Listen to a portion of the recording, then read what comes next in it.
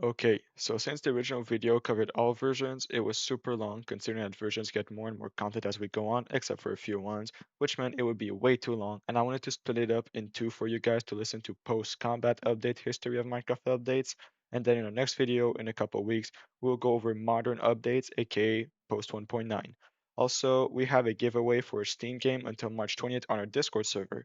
If you want to participate, link in the description. It's completely free, it costs nothing, it's super easy. So thank you so much. Let's get right into it, shall we?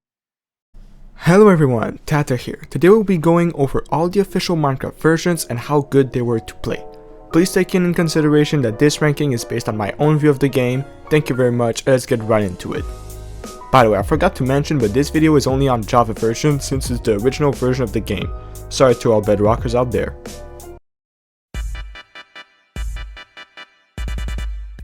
Alright, so first off, we got a version of the game that's not often taken into consideration, Beta 1.7.3. This version is a great classic that I believe you should all try at least once. So, what is this old version about and why is it so interesting? Well, this was the last version of the game that didn't have hunger or sprinting. It was also the version that added many features such as strongholds and villages. This version was considered the peak of the Minecraft Golden Age for its massive amount of creativity that it brought to the players because of its lack of features. Wonderful builds, huge statues, and pixel arts were a common thing in those worlds, which were filled to the brim with crazy inventions. Personally, I have a big skill in seeing things and imagining future builds, so therefore, this version speaks to me very well, and it deserves an easy, but very well deserved A tier, for its wonderful creative aspects.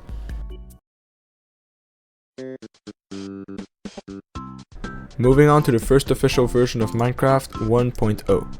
The version 1.0 is a major update since it brought many additions to the game, such as the ability to craft potions using a brewing stand, the cauldron, which is almost useless outside of decoration, the enchantment system using the new enchanting table, the end dimension to fight the brand new Ender Dragon, which gives the player a new goal to look into. Let's be honest, the Ender Dragon is the main thing that we all look into nowadays every time we create a Minecraft world, so it was a pretty insane update. We also got tons of new mobs like the baby version of all the animals at the time and the new blaze along with the addition of the nether fortress where you can get some great loot like horse armor, diamonds, or as mentioned, blaze rods. Additionally, the first 9 music discs were added to make your base a little more cozy and more vibey. For the insane amount of content that formed what Minecraft is today, this is a great S tier. Not to mention that it was the first version that had a Minecon and was considered the official launch of Minecraft to the public. I mean, come on, this version literally added the Ender Dragon. We cannot not give it an S tier. So our first two versions are high tier, but I must warn you, it's pure coincidence. Those were some of the most iconic versions out there, so of course they needed a very good rating. But watch until the end to see what tier the version you started playing on got.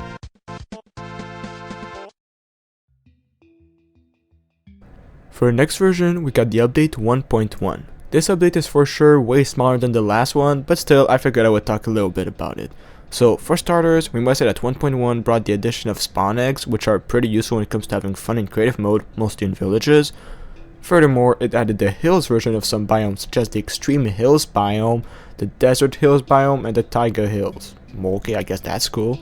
It also added small features such as loot chests being inside the blacksmith house in the villages, along with farmland no longer turning into dirt when you simply walk on it, and many other small add-ons, like commands, bug fixes, the whole shebang. Overall, this version didn't really bring any controversial changes and simply improved the game, nothing too crazy, simple A tier for being a good balanced update. As I said, nothing insane, but there was also nothing bad. Not to mention it was also the first version with other languages than English so that everybody around the world could play this game.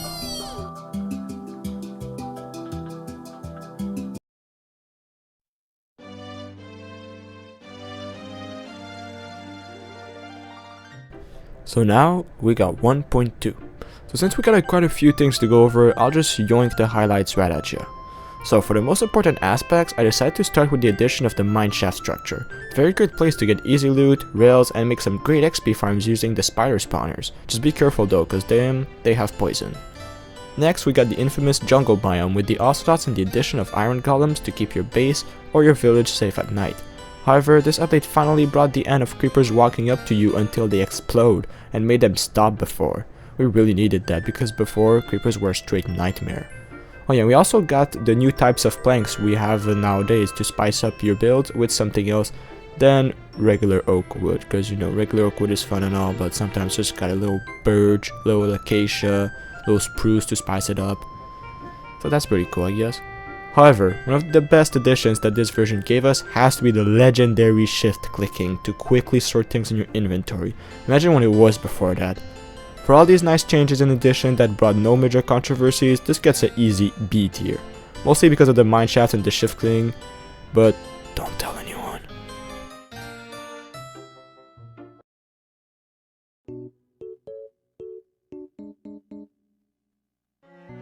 Okay, so now let's have a look at Mr. 1.3 over here. This was a huge update. It brought us many additions to what is considered today as one of the main pillars of modern Minecraft, and that is the villager trading system. But that's not all. Oh no. We got the jungle and desert temples, which are two great ways of obtaining easy loot.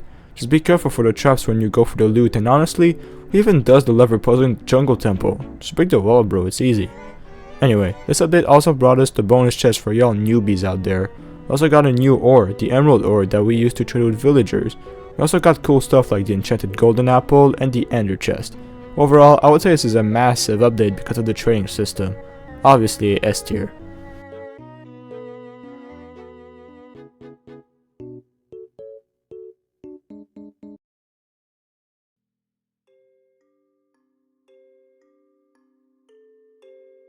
.4 joins the game with its cool features. The pretty scary update gave us many quote-unquote scary monsters such as the new boss to fight, the Wither, and his little brother, the Wither skeleton. We also got the witch to annoy your cave explorations with the poison bottles. We also saw the Bird of the Anvil made to repair your goodies and enchant your loot with the brand new enchanting books. Additionally, we got the beacon, which gives the player superpowers that become more and more powerful as the beacon's pedestal grows. Also, we got the yummy pumpkin pie that is surprisingly easy to bake considering the small amount of ingredients you need and the fact that it gives you 4 whole hunger points, which is huge for only 3 ingredients. Finally, we got all the fireworks to light up the Minecraft sky and the enchanted books that can be found in structures, bought from villagers, or made with the enchantment table. An overall pretty good update, but the beacon, enchantment book, and the anvil does push 1.4 to be a A tier.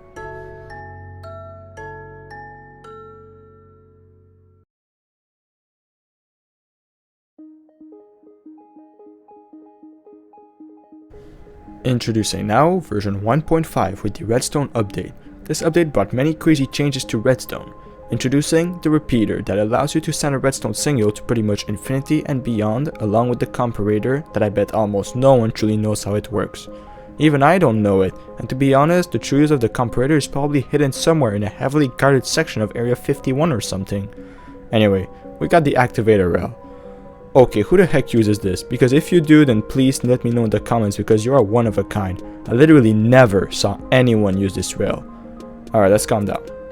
Okay, so we also got the daylight sensor, which can be pretty cool to make some fancy lights in your compound or in your village. We also got access to the hopper for your mob farms and super furnaces, along with the trap chest to make the most devious traps known to mankind. Overall, I believe this update was an amazing one for the great amount of redstone content we got that can be used in almost anything to make all your creations just better overall. A tier.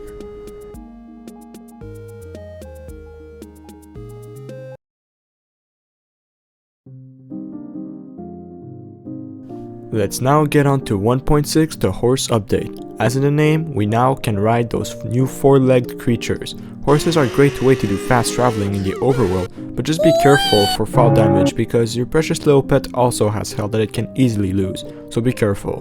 With this sweet update, we obviously got the horse armor, hay bales, and leads, but we also got name tags so that your animal pet doesn't despawn anymore. That's not all though. For some reason, we got in a horse update the baby zombie and the baby zombie pigman. The two things you do not want to encounter when playing hardcore mode. Oh yeah, we also got the coal block, which was first a joke at the April Fool's update, but people liked the idea, so Mojang added it to the game. You can now also decorate your home using this brand new carpet in many colors. Overall, this update was pretty small and did not give us anything insane. The only slightly disappointing thing in this update is the golden apple now requiring 8 gold ingots instead of 8 gold nuggets. For this reason, this update gets placed at B tier.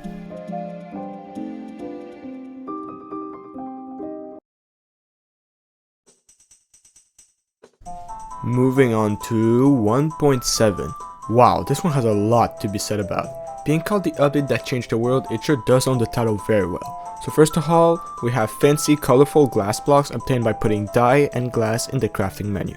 You get to choose between 16 different colors for those fancy little windows. Not only that, but we now have more goodies to make your builds even more original. Now introducing new wood types. Acacia and dark oak now join the biodiversity of the overworld, and like if it was not enough, we now have most of the flowers to make your garden look marvelously beautiful. Also, we now get 3 new fishes from fishing and the potion of water breathing for all that. What'd you say? You thought I was done? Hell no! We got the Mesa biome with its badlands and its caves filled with gold ores everywhere you go. However, there is no one without two. We got the Savannah biome with all of its weird looking trees and vast plains, and guess what? There's no 2 without 3, 4, 5, 6, and 7. We have the pretty sunflower plain, the roofed forest. Am I the only one who always thought this was just dark oak forest until now? The birch forest, the flower forest, the pretty taiga with its trees that are more annoying to break than obsidian, the mega taiga with even more annoying trees to chop down and its odd little masses of mossy cobble spawning a little bit everywhere. Whew, that was a lot. Wait, there's more? Alright. The Extreme Hills Plus, just higher than regular Extreme Hills. And finally, we got the Deep Ocean that you can go all the way down to Y30. Oh yeah, we also got the Amplified World option when making a new world and a bunch of new fun commands and bug fixes. Okay, there is way much more stuff that I could talk about in 1.7, but I don't want this video to be 56 hours long, so I'll just do the rest very quickly. We got Chicken Jokies, Minecraft Realms, and more realm settings. Alright, we are finally done with this massive update. It adds a lot, but nothing game changing, and nothing that brings bad gameplay. Therefore, this is going in A tier.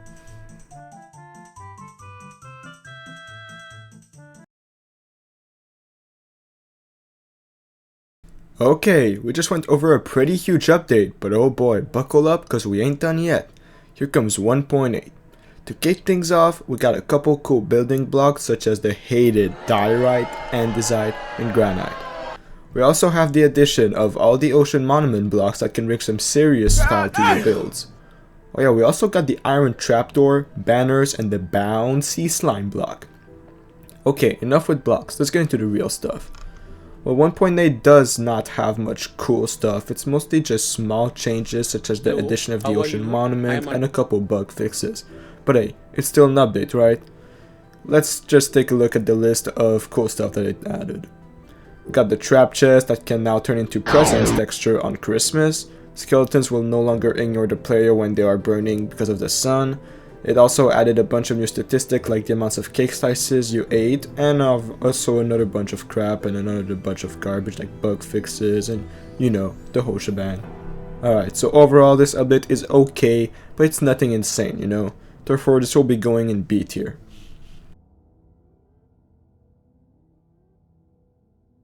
Alright, thank you so much for watching all of the video. Please put a thumbs up if you enjoyed the video in the comments. You have no idea how much it means to me. And please subscribe and join our Discord for a chance of winning a game on Steam. DM the admin LS on the Discord for more info on what the games are and how do you sign up to get them.